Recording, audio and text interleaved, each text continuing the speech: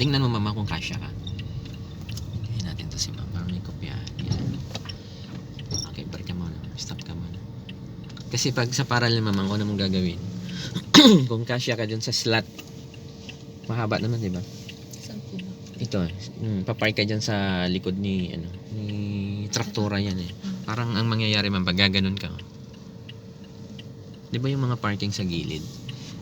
Bale, abante po muna ka.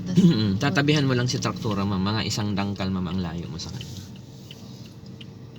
Reverse po ba? Reverse. Isang dangkal ang layo mo sa kanya ma'am, tapos kailangan yung likod natin at likod niya pantay. Okay. So punta ka ngayon doon sa gulong niya. Mga isang dangkal lang ma'am, huwag mo ilayo. Dikit mo lang. Di ko akalain. Yan, breakan yung konti. So ito yung likod niya ma'am. Ano? Ipantay mo din yung likod ng kotse natin. Yan, straight mo. Breakan mo. Stop. Tansya mo. Pwede mo yung ganunin ma'am. Basta, yan. Pwede na yan. Tapos reverse. Tapos double check mo siya dun. Yan. Right ang turn ma'am, right. Isa lang. Isang turn lang sa right. Yan, okay na yan. Okay, tapos atras ka ngayon. Atras po kayo dahan-dahan. Tapos itong si side mirror ma'am, hintayin mong lumampas sa likod nitong traktora. Tapos alamin nyo po kung saan ang lagay ng plate number. Huwag mong dagdagan yung turn mo. I-hold mo lang siya din. Yan. Magda-diagonal yan ma'am eh. Tapos hintayin nyo po yung side mirror nyo or yung katawan nyo na tumapat doon sa lagayan ng plate number. Yan. Break. Stop. Stop. Kasi kung may plate number siya ma'am, dyan sa gitna yun, di ba? Sa harap. Yung pinakaganyan. Pag tumapat na yung katawan mo mismo ma'am nang nakadiagonal ka, parang ganito. Yan na yung time para ibalik mo yung manibela sa kaliwa. Tuloy-tuloy ko lang po. Full turn nyo pa. Pwede yan, full turn mo na. Pag nakatapat na ang inyong katawan. Kasi lagpas na yung side mirror ma'am sa likod eh. Tapos ang titingnan mo ngayon pag umaatras ka ma'am yung gutter dito. Nakikita nyo po ba yung gutter? Kasi pag hindi niyo nakita si gutter ma'am, alam mo na yun. Mag-gutter ka nun pag ganun. Tingnan mo lang.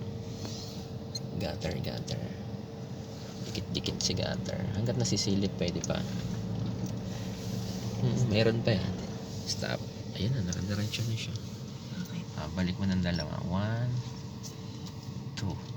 Okay. Lagay mo muna sa park. Tandaan mo ba yun?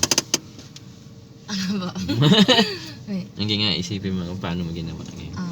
Tapat lang sa truck. Yung likod natin. Dapat sa harap niya. Nakapantay dun sa baga likod sa likod ma'am. Pero kung halimbawa ma'am si traktora i-bios yan, tapos bios din yung sayo, di ba? Pwedeng side mirror lang. Side mirror. Yung side mirror ng bios na nakapark, itapat mo lang din yung side mirror mo kasi magkasing haba lang sila eh. Pag mas malaki po sa yun yung likod. Yun yung likod sa likod. Kung halimbawa Wigo yung nakapark tapos bios yung sayo, likod talaga. Likod sa likod ang nakapark. Tapos bago mo, tatandaan mo lang yung turn ma'am isa. Kasi may style ng parallel ma'am na full turn. Pag full turn kasi, ang magiging liko nun ganyan. Kaya kailangan ang kadalasan ng instruction nila doon sa full turn.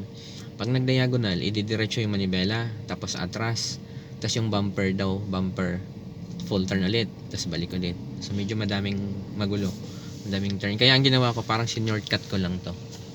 Okay po. One turn, tapos full turn, para cute.